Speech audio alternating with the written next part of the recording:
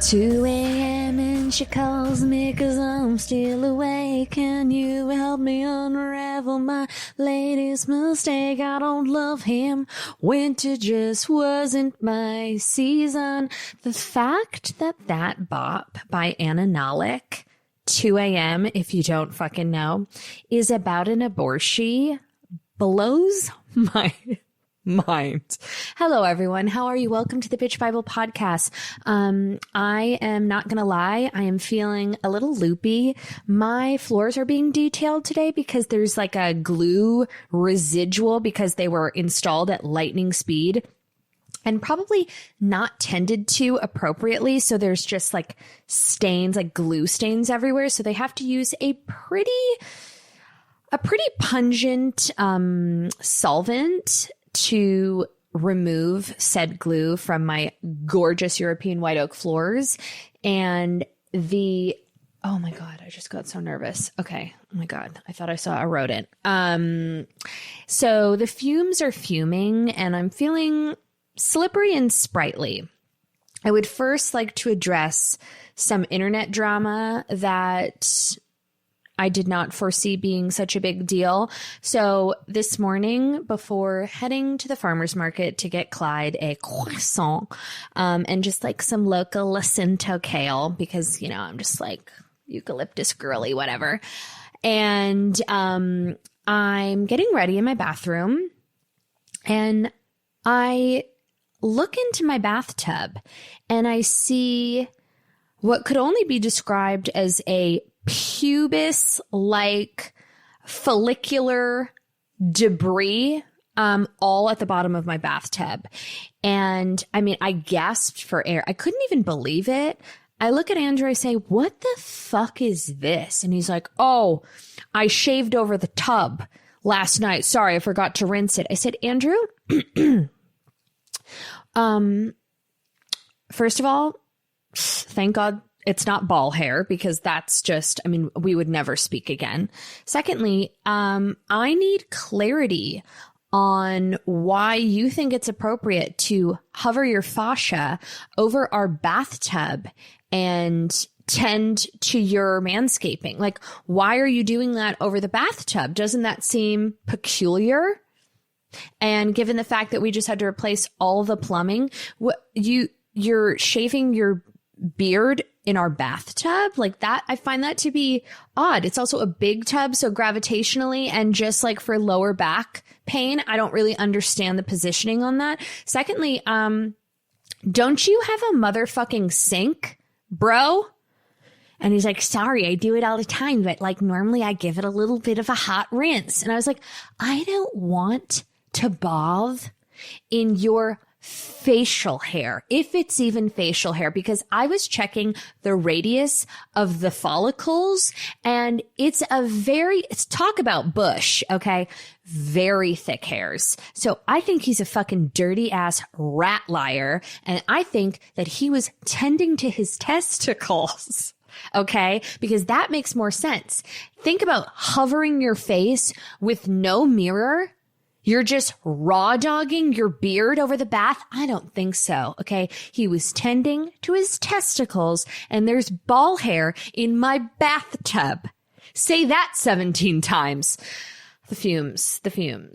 Anyways, the only natural response that I had was obviously we need to get a divorce because I am repulsed by you.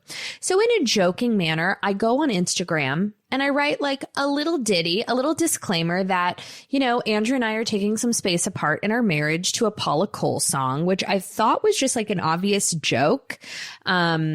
It was, I mean, people were really, I mean, I got so many text messages and I'm like, did you not see the next slide? The next slide was a picture of the ball hair in the bathtub, but people were really freaking out that Andrew and I were separating. And it's just such a bummer because if that was a version of a soft launch, like what if I really was getting separated? Or what if I do end up getting separated and divorced and then no one's going to believe me? I had a whole conversation with Andrew about this. He's like, we're not getting divorced. I'm like, don't get so fucking comfortable. Cue Lil Wayne, comfortable.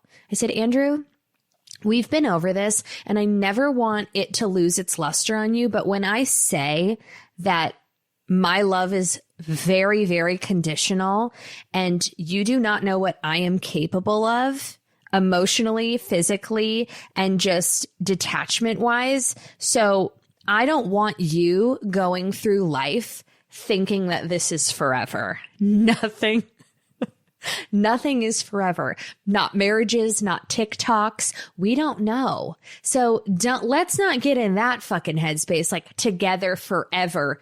Love lives here. Like live, laugh, love, Andrew. You don't know what I'm fucking capable of. I could change my mind tomorrow. I have the right to do so. It's called feminism. I just don't like the parameters of marriage. I'm totally joking. Unfortunately, Andrew and I are we're together and happy, and it's not fun. But if John Mayer wants to take a shit on my tits 6 years from now, we're just going to have to cross that bridge when we get there. I love how upset people get about divorce jokes. It only makes me want to make more divorce jokes. If you're not making divorce jokes with your significant other, it's because you're probably on the fritz of a divorce and it's too close to home. Okay. Because what offends you just sends you. It's too close to you. So that's just food for thought. So we have decided to stay together another day. And I'm really sorry for the emotional turmoil. I think that people are just in a really frenzied state right now because TikTok was banned today. And do I want to be a cunt, or do I want to just be nice for the next 43 minutes? Let's be cunty. The people that are crying into camera over their TikTok accounts, it's not for me. I understand, because I've already gotten the feedback that, if this is your business, it's, we should be empathetic. And to a degree, I understand that. But I would just like to remind you that I have been saying for years and years and years how important it is to own your own IP and really dedicate time into a business model where you quite simply own your intellectual property, which is why that was kind of my BS argument when people told me that I needed to get on TikTok. But now it's really, really resonated, and it's really fucking true. You know what I mean? If you're a creator, you need to own your creations. So it's probably going to be back.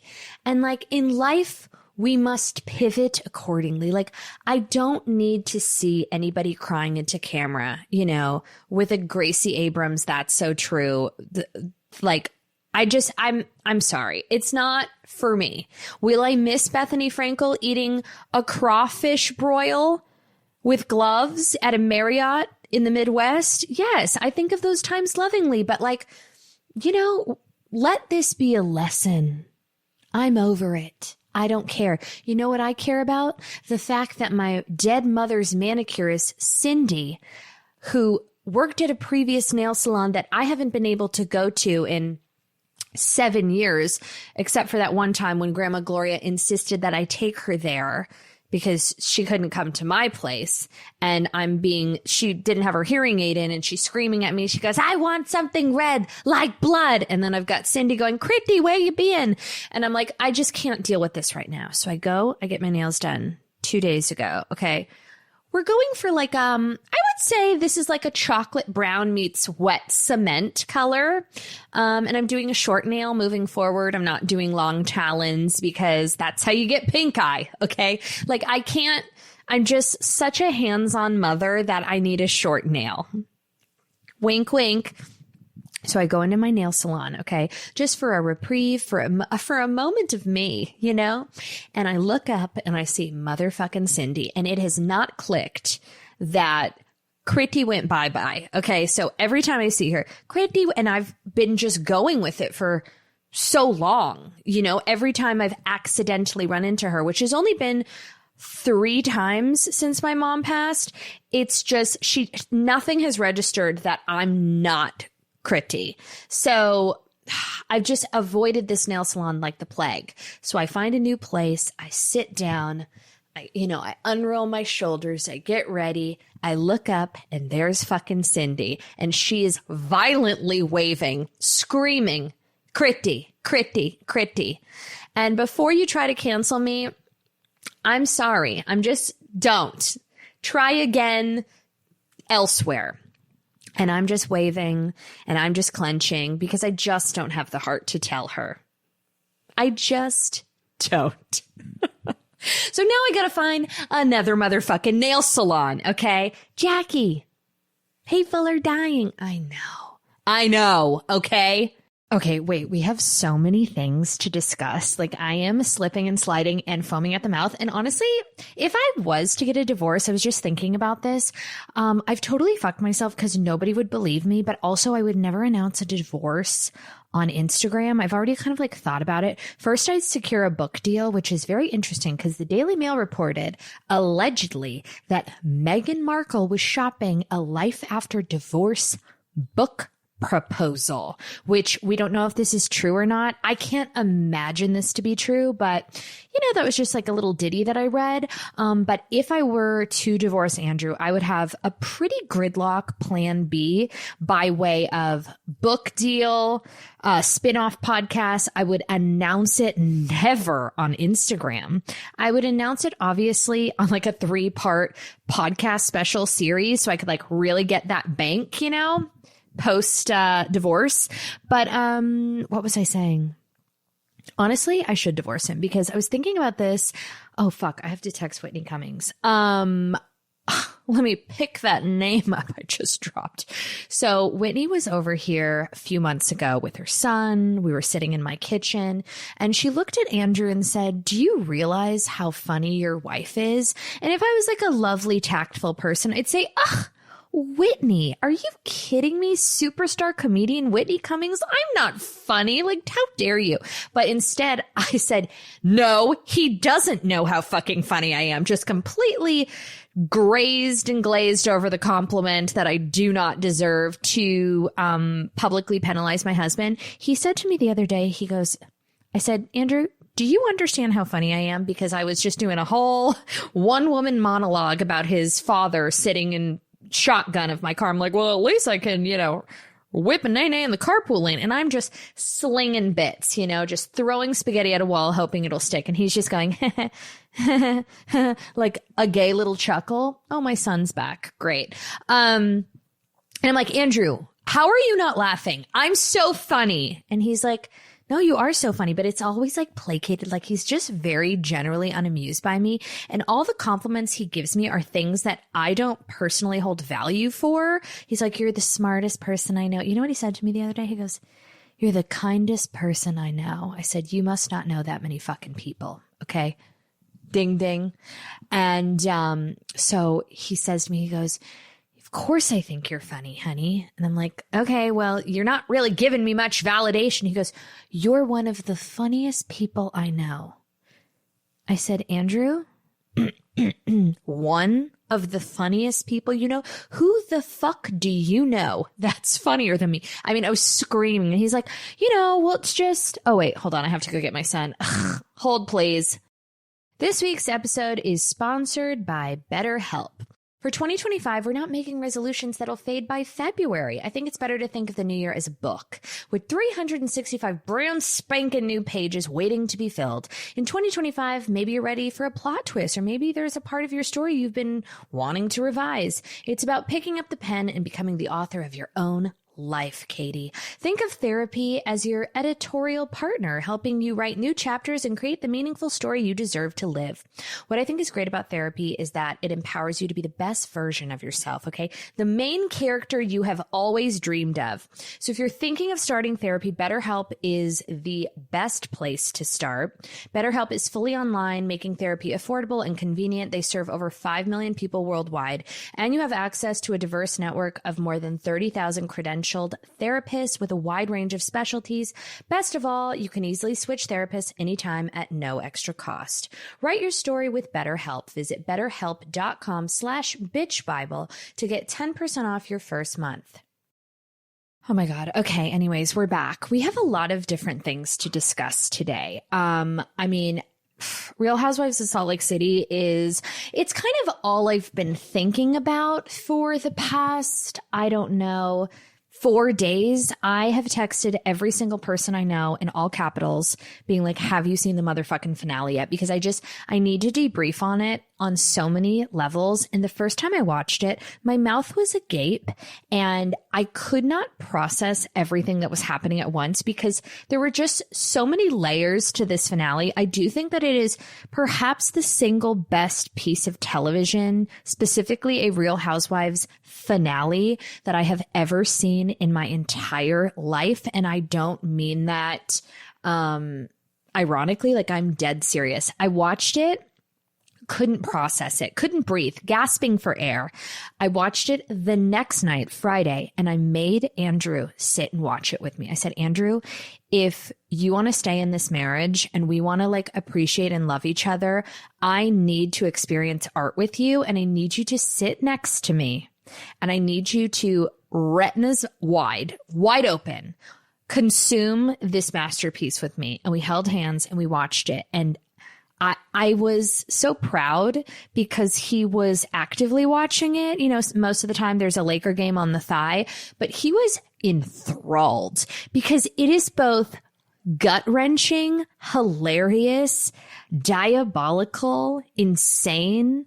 There's so many different things that happen in so many quadrants of the human emotion that I needed a second watch. And honestly, I will probably watch it a third time when, oh my God, first of all, when they do the Lisa lunch and Whitney Rose in her 3-year-old Tom Ford zebra pants gets up and walks away from the table and has the tags coming out of her clothes and then turns around to Lisa and says, no, that was intentional because I heard rumors that you return things. And Lisa gets so fucking triggered.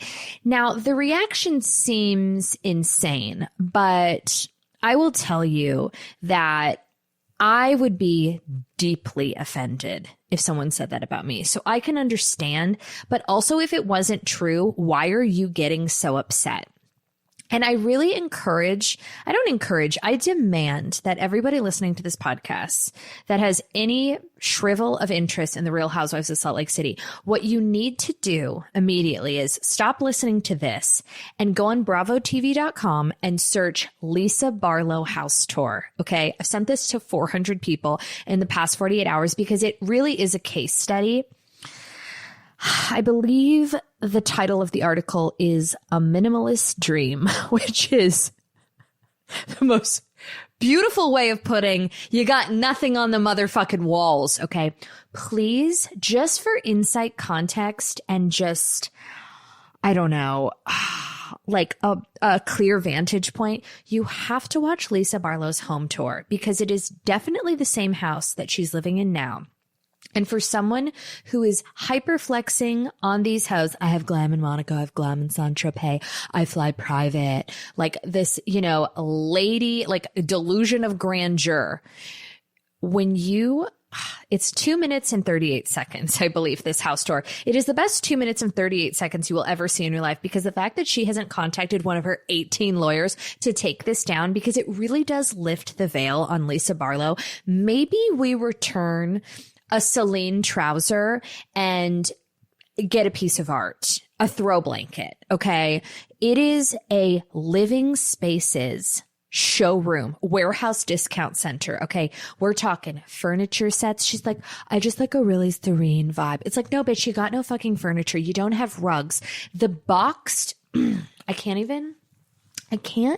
even say it out loud because my trachea starts to prolapse. She has all of these preserved boxed flowers, the Venus at floor or whatever those flowers are. Okay, 2012 called and they want your sad Shiva flowers back. She has cardboard boxes with preserved roses that last like 3.5 years. I need to say something from the bottom of my heart. If you have these in your home, you have to get rid of them immediately. because it screams, I have no taste. And I've really been psychoanalyzing this theory. Just because someone has great clothing taste, many times it doesn't translate to home interiors. It's a completely separate muscle. And I think we see this pretty clearly in the case of Lisa Barlow, because like I said, street style, I love the way she dresses. Reunions, it does not translate to evening wear, formal wear for me. It just doesn't. Her house with the factory grade included with the sofa throw pillows, the first second, of her home tour, she's like, this is one of my sitting rooms. It is a glorified extra bedroom with a sad love seat and 2 matching chairs with not a thing on the fucking wall. She's like, it's very much a work in progress. I love listening to my babies play the piano. It is one of the... It is so fucking ugly, for lack of better words. And I mean this lovingly, okay? It is so motherfucking ugly. She's like, I just wanted like really modern. It's like, no, you got black granite countertops with steel. It's cold as ice. You don't have one fucking thing on the wall. Oh, yes, you do. It's a wrapped canvas from a fucking Home Goods. It's tragique. The closets, we don't say master, the primary suite, if you will, I gasped. And this is no shade. It is objectively a nice home, but for the way that she presents herself to the audience, it is extremely it's counterintuitive, if you will. A person's home is their fortress and their temple, and it just shows a little bit more insight into someone's taste execution. And, quite frankly, more often than not, unless, you're drowning, your lifestyle. So if you live this flossy lifestyle, as the kids say, why don't you have furniture, Lisa? Let's start with the basics. Let's start with the roof before we we flew private all the way to Monaco. Like, honey, and I have some other notes that it is a little too bitchy to say, but I don't, maybe, does she smoke?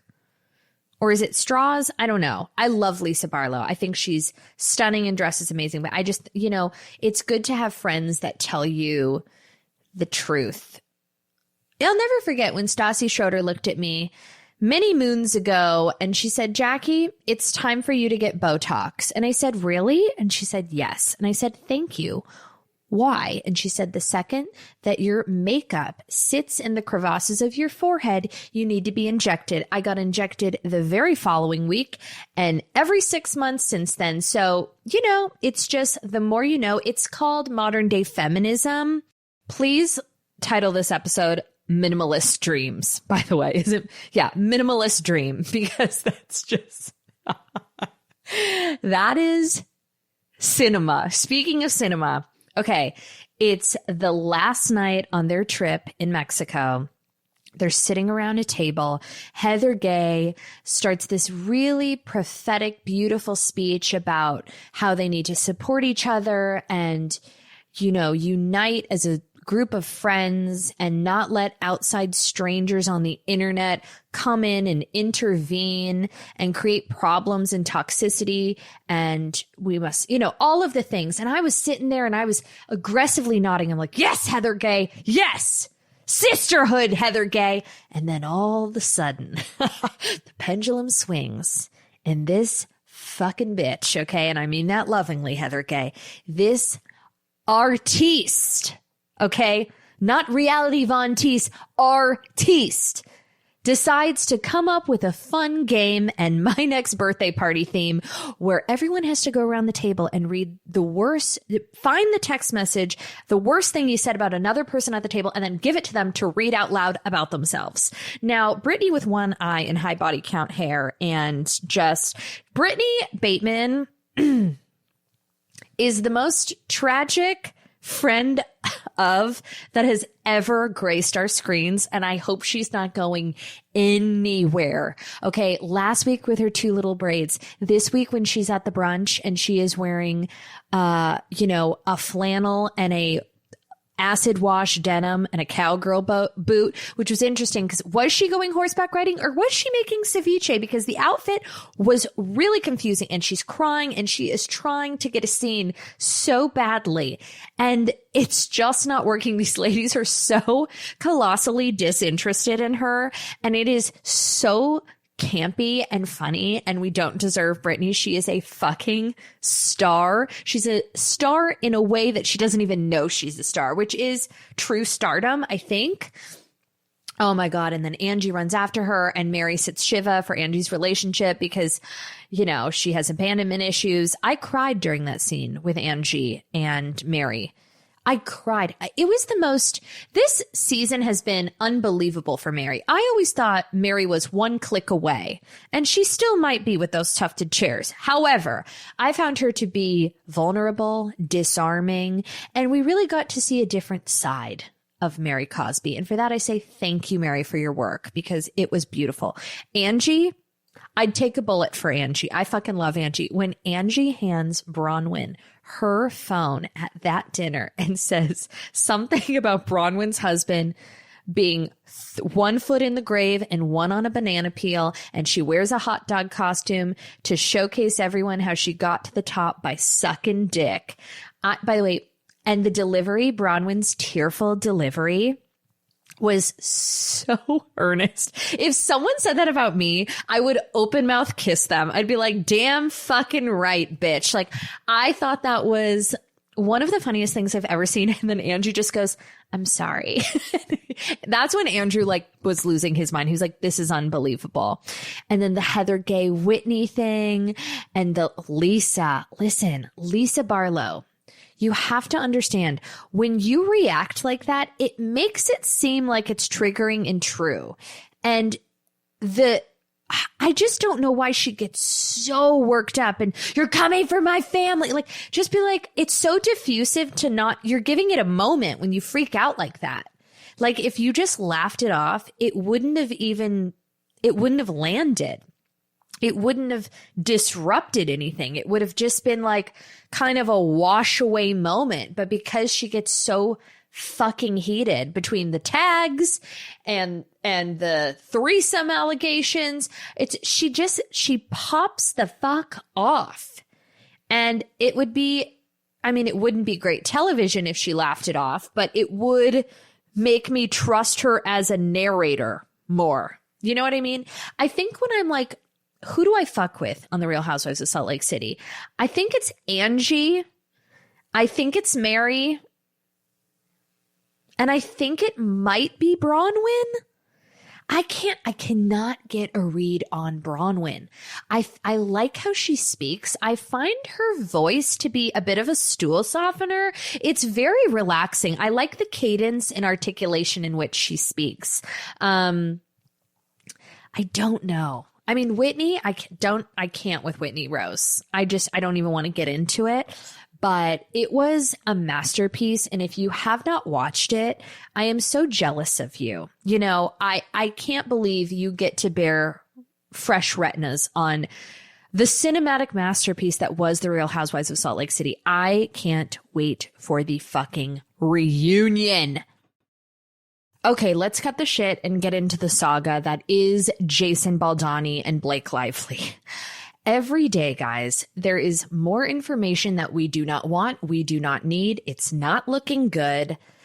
I've really sat with this for a moment because I typically root for the overdog. You know, if there's a pretty bitch, okay, I'm rooting for her. I'm on her side. That is my true feat of feminism. But as more information is coming out, it's really not looking good. Every claim has a pretty substantial, there we go, that's the word, rebuttal from Justin Baldani.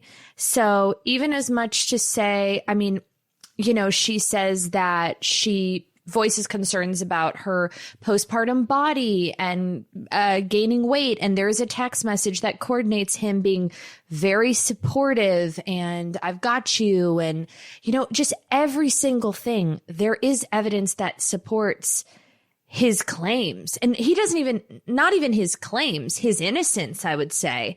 And I'm just wondering, like, is this just too far gone? Has the toothpaste left thy bottle? And what is the root of all of this? Because if we're just looking at evidence, it's very much so in favor of Jason slash Justin Baldoni. And unless there is some deep, dark psychological warfare head games happening from Jason slash Justin Baldoni that we're not privy to, and he is a mastermind and preemptively sent all of these emails and text messages to cover his behavior. I mean, is he capable of that? Is he Mensa? Like, I think I don't know. And I was talking to a friend about this, and she's like, I know the type. I dated someone toxic like this. It's completely misrepresented the public, but I'm finding it hard to see. I'm finding it difficult, if I could just be honest, like seeing her side without like the coordinating correspondence both to her and about her. You know what I mean? Like the emails from the producers, from the crew, pretty openly saying that Blake Lively, was taking over control of this movie. And I mean, God bless her. That Khaleesi text, if you don't know, I'm going to do a dramatic reading. Hold, please. Okay, here we go. If you ever get around to watching Game of Thrones, you'll appreciate that I'm Khaleesi, and like her, I happen to have a few dragons. For better or worse, but usually better, because my dragons also protect those I fight for. So really, we all benefit from those gorgeous monsters of mine. You will too. I can promise you. Okay, that's embarrassing. God bless her. I feel like, I hate when I say I feel like, I vehemently think that this was not a good idea. And I think the only retribution in this scenario, but then I would hate to say this if God, I don't know. This is why it's so fucking dicey and weird. I think maybe just like we settle out of court for Jason and Blake. Maybe we just deal with this privately moving forward, because the more stuff that the public has access to, it's not beneficial really to anyone except maybe Jason Baldoni. It's just, I don't know. I've read all the text messages. I've read the emails. I've seen the photos of him with his family, with the Kirkland crates of water in the basement of the movie that he bought the rights to and directed and didn't get the final cut on. And people will say, well, then why did he sign that document agreeing to all of her demands, including, don't talk about sex, don't show naked women, don't this, all of those things. I think at a certain point, especially for someone like Jason slash Justin, I also called him Josh the other day, Josh Baldoni, is that we have to just remember that this is a guy that bought the rights to this book to make it into a film, felt very strongly about it, and doesn't have like a mega, with all due respect, doesn't have like a mega Hollywood career to fall back on. So if you're already halfway done with a movie and the big name, threatens to pull out, and you've just lost money, time, and a project down the drain, because, you're not going to bring somebody in at that point. That's awkward. You're running out of funds. As a Hail Mary, don't you kind of just do whatever you need to do to bring it to the finish line? Especially if the star is saying that she's not going to do press for the film. She's not going to promote it. Holding the film essentially hostage. I don't know. I'm sure next week we'll have a whole new batch of information, which, speaking of, remember when all of you broken fucks were crying into your phones at the end, the Shiva of TikTok, only to be rejoined 11 hours later? That's embarrassing. Remember when the world was lighting a vigil candle for TikTok and then boom, I'll do whatever you like. I'll do it. I'll do it. I have been listening to that Heidi Montag song, not to make Spidey about me, okay, amidst their extreme loss. Love Spidey. Spidey forever. Millennials, like, we are the best breed of human, okay? We see things in a different way, okay? We did the butterfly hair clips. We did the low-rise denim. We didn't come from gentle parenting, okay? I had gingivitis and motherfucking adhesive headgear. Don't fuck with me, Gen Z. You know what I mean? Like, we are rough and tumble. And at the end of the day, we're fucking loyal. We were raised to be loyal champions, okay?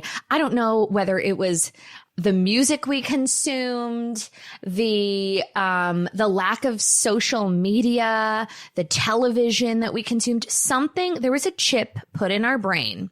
And us millennials are just, the world does not deserve us. We became woke when we needed to, but we also like know where we came from. And we all have like a lingering problematic tweet, you know, that we like live in fear of because we have evolved with our butterfly hair clips and our like Frankie B denim. And like, we were sick bitches. We were wearing Uggs year round. Okay.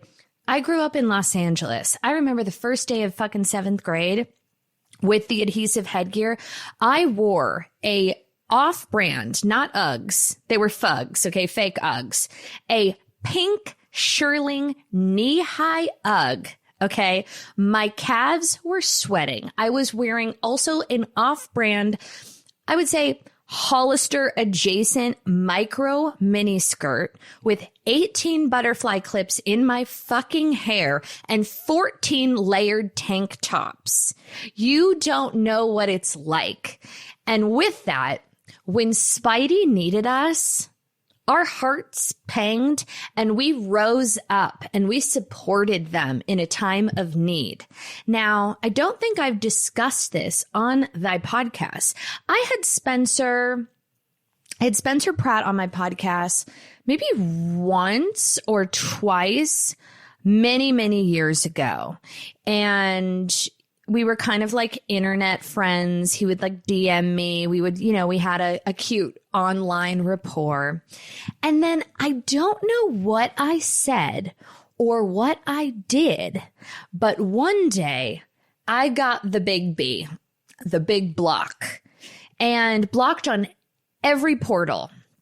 So last week, and I never really, you know, I didn't get into the weeds of it. I didn't know what I did. I'm sure I said something rude, but nothing that like really stuck with me. So last week, Spencer starts following me on the Tickety Talks and sends me like, I think he just like sent me some kind of evergreen DM. And of course, I instantly reply, I say, I'm so sorry for you and Heidi losing your home. Hope you guys are doing well. Also, why the fuck did you block me? What did I do?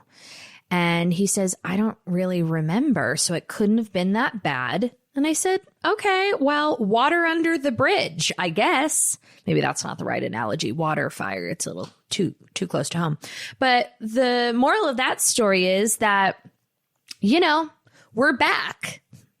I'm in Spidey's good graces and I feel good about it. You know, I don't like being blocked. The only two people that I think have blocked me are Spencer Pratt and James Kennedy. And I get the James Kennedy of it all because I did say that him and his mom were fucking like a few times. And that's not polite, but it's also very funny. And it's only rude if it's true.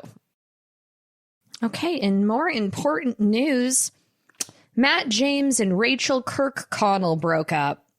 I don't know who these people are, and I don't care. People are saying that maybe she gave him an ultimatum, and then he like just hard launched the breakup like 3 hours later on Instagram because they were like on a trip together. I don't really care. People also think that Paul Mescal, by the way, with a gun to my head, think he's adorable, but I have no idea what movie he's in, what TV show he's in. Sometimes I'm like so plugged in, and sometimes I'm so late to the party and I have no idea what's going on, but I'm so hardwired to constantly pretend like I know what's happening that I just kind of glaze past the details and just like jump into the meat of the sandwich without any information. That's just a little ditty about me. Paul Mescal, I don't know, and Gracie Abrams perhaps broke up. People saw them at a restaurant crying, which I just, to be seated next to them. What a gift. What a joy. There's nothing like when a couple is having even just a tense date night. I don't need like a full, dissolution of a marriage or a relationship and tears and theatrics. I mean, would I prefer that? Of course. But even just like some minor tension where they got in a fight right before they went out to dinner and now the feelings are lingering and one of them is just like trying to make it nice and the other one is just like grimacing their upper lip. I love that too, because I feel like something like that takes a bit of a more trained eye to sniff out. And I am that girl. And if you are sitting you could be 27 feet away from me. If there is an air of tension, I will lock in like a pterodactyl with peripheral vision and nothing else exists to me. The background music, the conversation at your table, nothing. I will be so locked and loaded on those people's tension because it really is just fun. It's just dinner and a show. Speaking of dinner and a show, I went to go pick up food a couple days ago and I was walking out of the restaurant and there was a gorgeous, adorable girl in line who like looked familiar to me. And she goes, "Are you Jackie Schimmel?" And I was like, "Oh my God, I can't go anywhere." And I was like, "It depends. Who's asking?" And she's like, "I went to the camp. You were my camp counselor." And I was like, "Oh my God, I'm so sorry." I'm like, "I just would like to preemptively apologize for any trauma that ensued, anything I did, anything I said." And she's like, "You told me something when I was like 8 that stuck with me for the rest of my life." And I started to like hear her in slow motion, "For the rest of my life," because I'm thinking, what the fuck did I say? I did a lot of weird shit back in the day, okay? I was untethered, unhinged, and unqualified to watch children. And the fact that, if I was a camp counselor now and I did the same things, I would, without a doubt, be in jail for the rest of my life, okay? I can't even, we won't get into it, but a hoot and a half, okay? Durable, millennial energy. So I'm like, what did I say? And she said, "I came to camp one day and I had my hair in a messy bun and you pulled me aside and said," keep in mind, I was like 14 at the time, and said, "You are not allowed to wear your hair up until you're 18 years old." Now, seeing how beautiful this girl was, it made me proud of myself because I think while I don't co-sign on that sentiment now, as we all know, I am a slicked back hair kind of bitch. I wore a ponytail to my wedding and I specified with her, I said, did I say no messy buns or no messy buns and ponytails? And she said, I definitively said that she was not allowed to wear her hair up in either any form of a bun or any form of a ponytail until she turned 18 years old. Okay. So I said she had 10 years hair down. Now she has gorgeous, thick, beautiful, shiny hair. So I think I must have just been doing her a solid. Maybe she was going through her awkward stage and a messy bun was just not suiting her features. And when you have that gorgeous, silky, thick, lustrous hair, you leave it down. If you have an Ashkenazi Brillo pad, like John Benet Ramsey went to Birthright and then got electrocuted 16 times, okay? Like me, then sometimes you do have to slick it back because it's all we have. You take a high pressure hose to the hairline, you use cheap hairspray, and you slick it back to contain just the wild brush on your head. But, you know, for her situation, I still agree. And I was like, you know what? I'm sorry. I don't think in 2025 we're allowed to tell people what to do with their hair, especially for over 10 years. Many would see that as very rude and traumatizing. She's like, no, it stuck with me till I went to college and I would go to the gym and I'd be sweating to death. But I thought, Jackie Schimmel told me I'm not allowed to put my hair up. So I just let it free ball. And I said, you're welcome. And she said, thank you. And then we hugged. We had a beautiful embrace. And then I had a chicken Caesar wrap in my car by myself and thought about all my good deeds and just like my little footprint on the world, you know, what I'll leave behind, my legacy. And I felt good about it. Can I say something honest?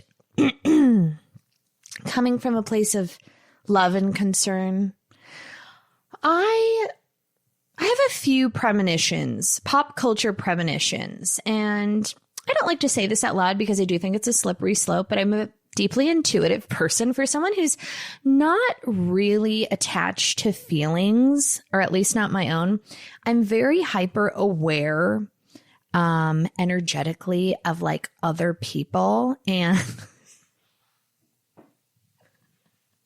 I'm not even joking. I'm dead serious.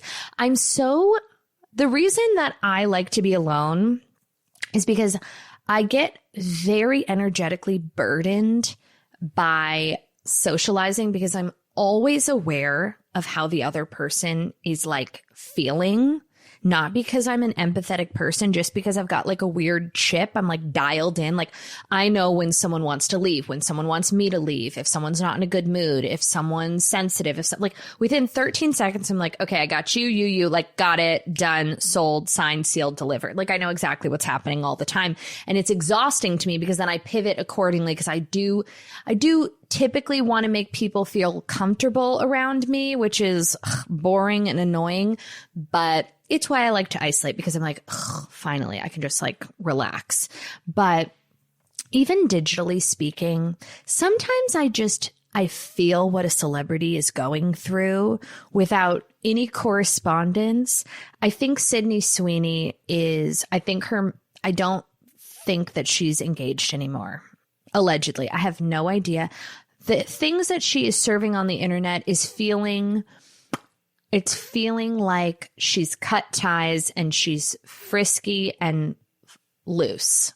Not in the bad way. Although there is no such thing. You're talking to a gal who's got tampons falling out of her like, you know, fucking drones in the sky just flying all over the place. So I just feel like she's single now and she wants the world to know it. And that's why she's, you know, her hair is different. She's doing a lot of salacious zoom in Instagram stories. Just a premonition.